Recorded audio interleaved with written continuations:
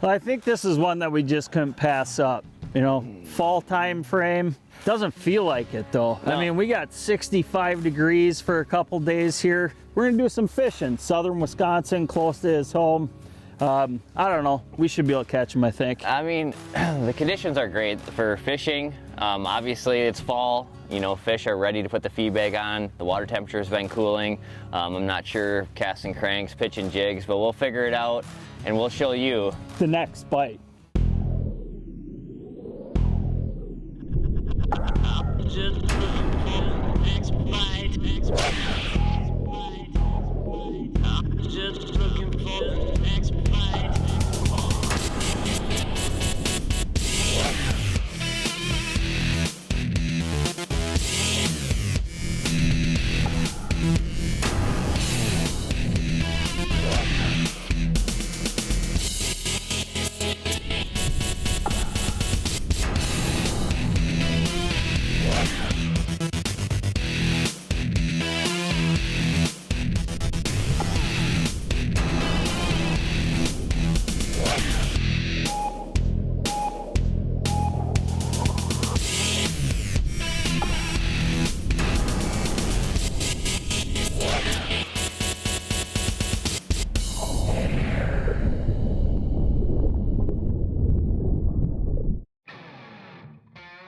Given the proper reliable equipment and the know-how, fishing as the water temps drop is easily one of the best times of the year to be on the water.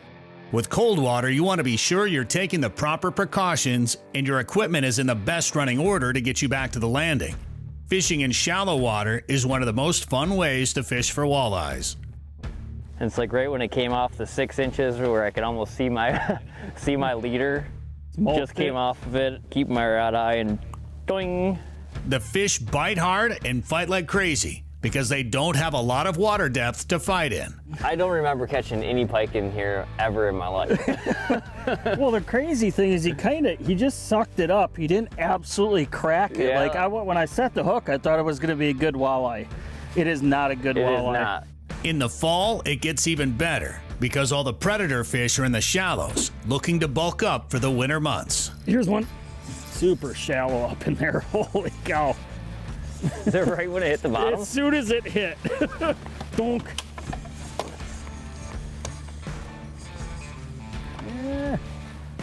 Okay, one.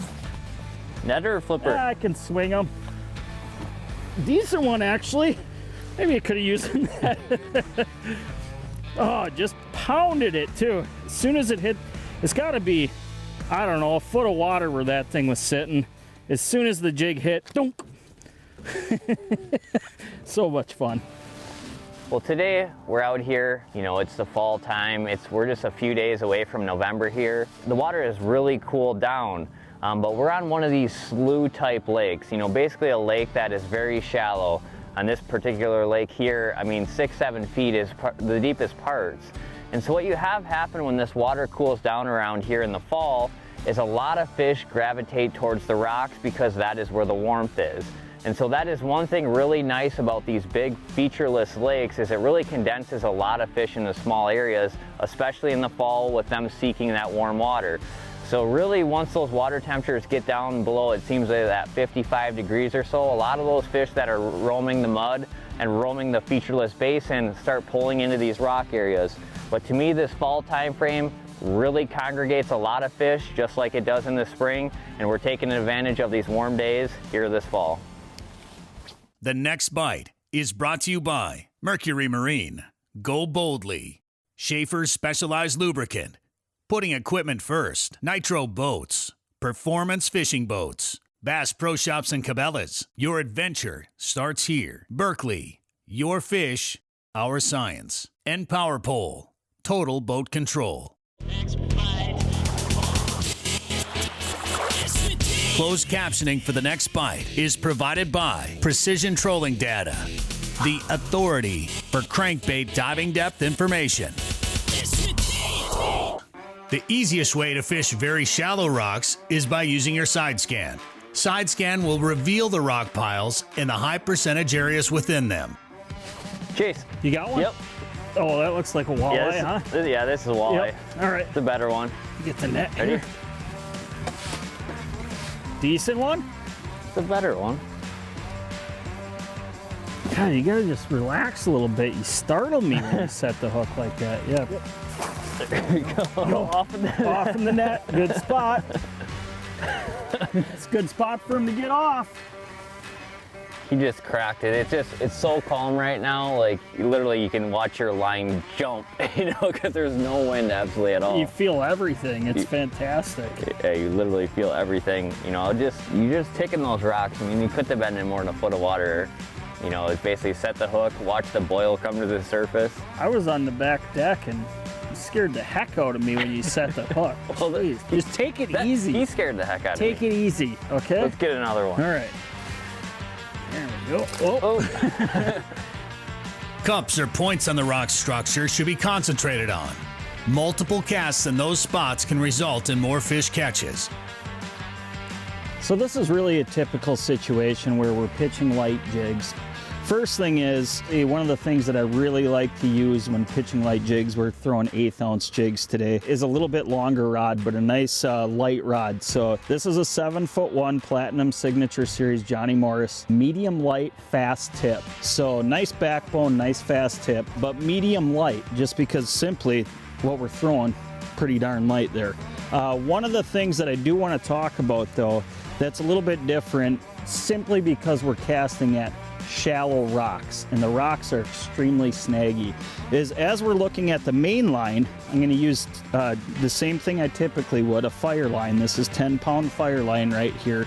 But when it comes to the leader, and this is the important thing, what I'm doing is upsizing the leader. So this is actually 15-pound. Korey's actually using 20-pound fluorocarbon in the leader, 100% fluorocarbon, just simply so when you get snagged, you can get some of the jigs back. And when it comes to the bait, like I said, 1/8 ounce, this is a Berkeley half head jig, and then a variety of different tails we've been using. Whites seem to have really been real successful for us. But overall, same type of rod setup, pretty close to the same type of line setup. When you're casting snaggy situations in shallow water, a little bit heavier fluorocarbon leader, you can catch yourself a lot of walleyes. It's big. I don't know if this is a walleye. What? I'll get the net, but yeah, it's big. I don't know. Like, how big though? What is this thing? It's big. Oh, it's a big pike. I'm not touching that. That's a big one. Want me to net it? Yeah, net it. Jeez. That's a good one, dude. Jeez.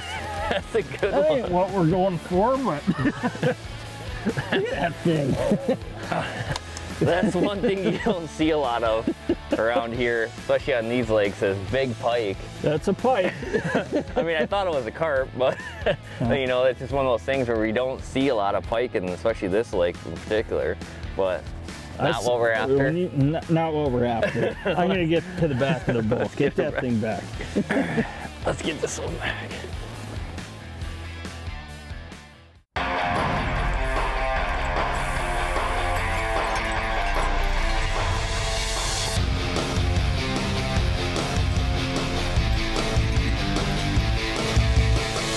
Total Control, presented by Power Pole. 20 years of trust evolved from Total Boat Control. Let's talk a little bit about scents for walleyes.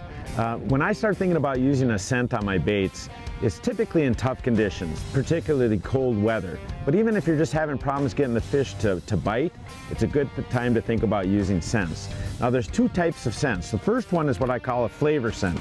And you get that in like power bait, gulp, max scent. It's where the fish bites the lure and actually keeps it in his mouth longer because it tastes good. The other type of scent you need though is on crankbaits. And this I call a trailing scent. Basically what you want is a different kind of scent that disperses in the water. It's kind of water soluble and leaves a trail behind the crankbait so that that fish can track that trail, find your bait, and then bite it. Now in the past you just kind of glopped on the bait, the scent onto your bait, but now we've got these new scented flicker shads with the Scent Plus pockets. And what they are is these little ridges here, actually have little pockets on the side and on the bottom where you can take gel, and they've got a special new gulp gel to go in there, and you can apply that to the bait just real quickly right in there.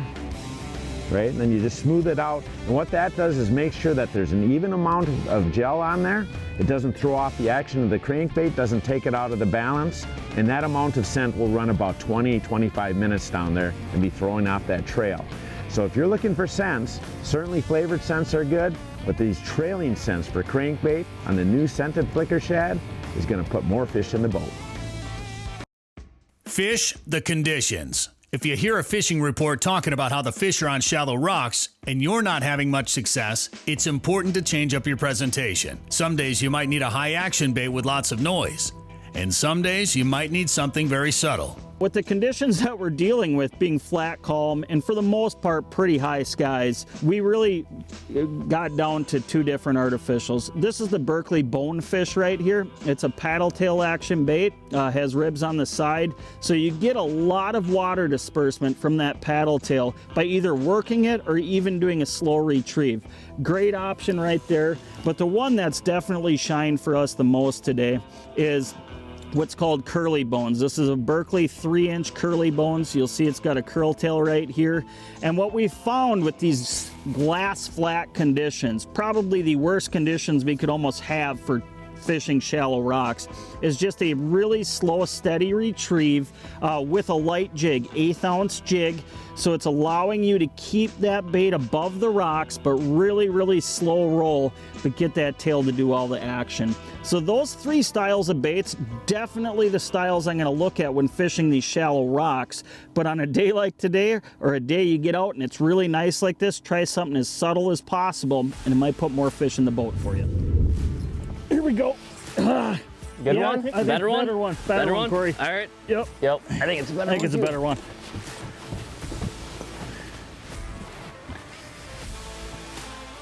Not bad. Oh, yeah. Yep. Yep. There we go. Oh, that one's kind of Nice off in the long- net. long Perfect. one. Yeah, it is. I mean, just on a bomb cast, and You rock the boat when you set the hook, you know that. well, I got a little bit of weight on me. You know what I mean? You got aggressive on him for sure. I'll give you that. It was just like it didn't crush it, but it was just like perfect, like. You knew it was there because there's not a ripple on the water and nothing was affecting your line other than the fish. Very easy to feel. That's a nice one though. So fun catching one a jig. Just so much fun. I mean, it's like just slow rolling. I mean, it reminds me of some techniques that you and I do for smallmouth. It does seem like a lot of smallmouth because they're shallow too. They're Yeah. so shallow. Yeah. Oh, good Well, that's one. a nice fish. Yeah, let's get that thing back, huh? Yep. So one thing I like to keep in mind out on the water, it doesn't matter if it's fall, summer, or what time frame it is the conditions that you're fishing and the weather. You can see out here today, it is super slick, calm, and it is very quiet down there, I'm sure, and also up here. And I like to match the presentation, that type of action, when you have conditions like that. Right now I'm using this little curly bones. It has just a very little subtle action tail on it. And so what I mean by that is I want something that is very quiet, more lifelike. That fish right now is not, wanting something more than likely that is super loud and annoying. And a lot of times what would happen when it's this quiet is a lot of times you probably will scare majority of the fish and you'll startle them either when the bait hits the water or also when you're applying action. So right now when they can use their senses the highest, because there's literally no motion right now, just that little bit of natural action, small presence in the water, a lot of times is going to get you more bites than those high action baits.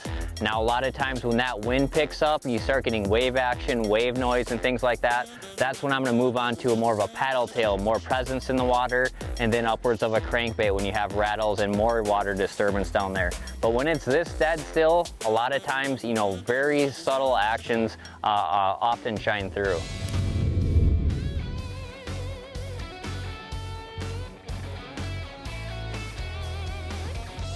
Chase. Yeah. You got? Yeah. Oh yeah. This That is one a good looks one. good. Yeah, this is a good Yeah. one. Oh, that looks really good. You got time. I literally just missed one too. Oh, where's he going? It looks like he's coming up. It's a good one, This Chase. is gonna be a good one, Wade. Yep, that's all. Come on. Got him! That's a good one. Look How at how fat that thing is. Yeah. Thing is a chunk. It's like you in the winter. What, me in the winter? Well, yeah, you gotta bulk up. Oh, I bulk. This thing has definitely started bulking up. And he also was not getting off either. He wanted that, didn't he? Yeah. Like, I mean, I can feel the line just raking across the teeth, and you know that's either a good sign and also a bad sign at the same time. look at that thing. I mean, That's a good fish. I mean, honestly, that for this lake right here, I mean, that is a super healthy fish. I mean, this lake is, you know, just basically a mud basin. You know, it's not like there's a big forage basin here for that fish to get that girthy. But I mean, just a chunk. It got girthy. It's girthy, no doubt. It almost looks pre-spawn. Yeah, get that thing back. Wow, what a fish. Get this one back. There she goes. The next bite is brought to you by Mercury Marine. Go boldly. Schaefer's Specialized Lubricant. Putting equipment first. Nitro Boats. Performance Fishing Boats. Bass Pro Shops and Cabela's. Your adventure starts here. Berkeley. Your fish, our science. Lowrance. The ultimate fishing system. And Power Pole. Total boat control.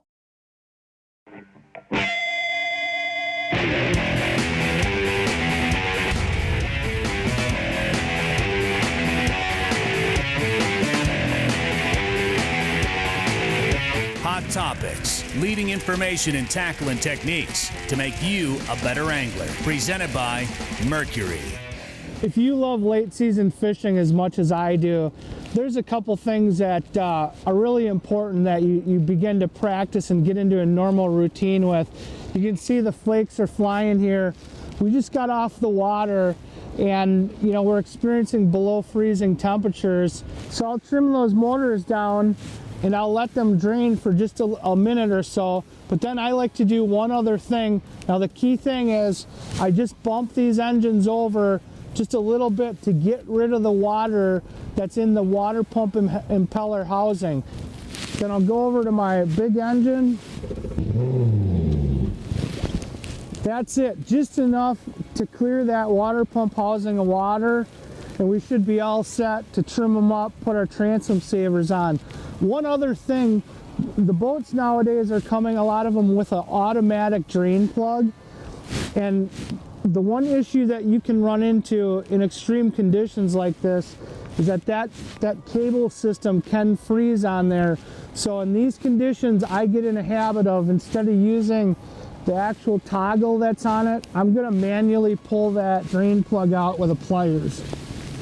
What that's gonna do is it's gonna save on the longevity of that whole drain system. Once again, you can't fight the ice, you just have to learn to live with it. Flat, calm, and sunny are often the worst possible conditions for fishing shallow walleyes on the rocks. In those situations, using Stealth can be the exact type of presentation that you need. There's one, Chase. You got him? Yeah, That's a pretty nice one. it is. Could have just asked for the net. Oh, yeah. Yeah, he wasn't a bad one. That's a good one. You know, I just wasn't sure how big he was. He definitely, I mean, it's so fun, obviously catching fish or anything, walleyes, pitching a jig, but when it's this calm, you just feel everything. Well, the crazy thing too is it's so shallow that when they hit, they're like on the surface. Get this one back. The best part about fishing shallow is the incredible fight you get out of the fish. That combined with the fish bulking up for the winter months, and it can be the most fun fishing you will have all year. Chase. Oh, This that looks like is a big one. fish. Of course. Is that how No, it's gonna work? you You're got hooked up and I'm snagged? Dude, I'm telling you, just, Yeah.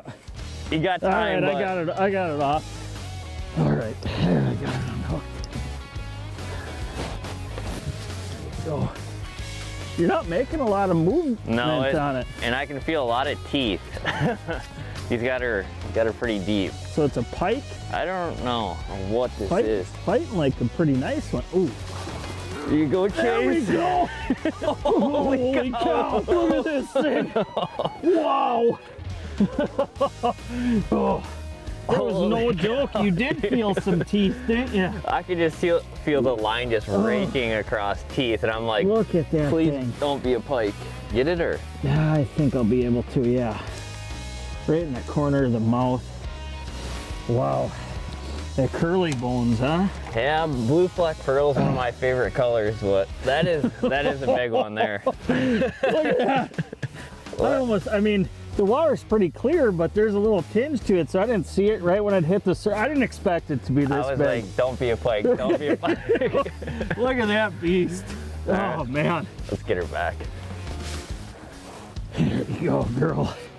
Thank you very much.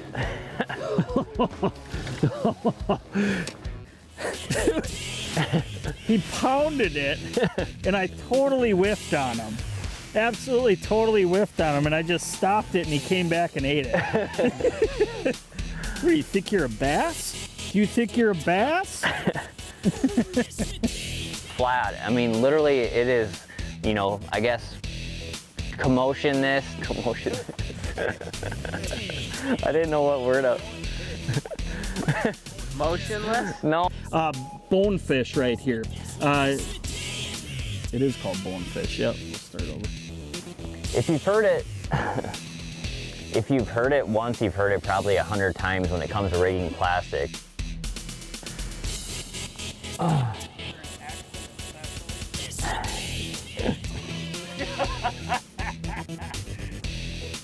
Ready? Oh, hold on. Cramp in my foot. Like, what's that? Must have smoked it because I've heard you kind of like breathe weird. I had a little grunt. Yeah. Yeah, it hit literally right at the boat. I mean, that's just a nice eating size fish there.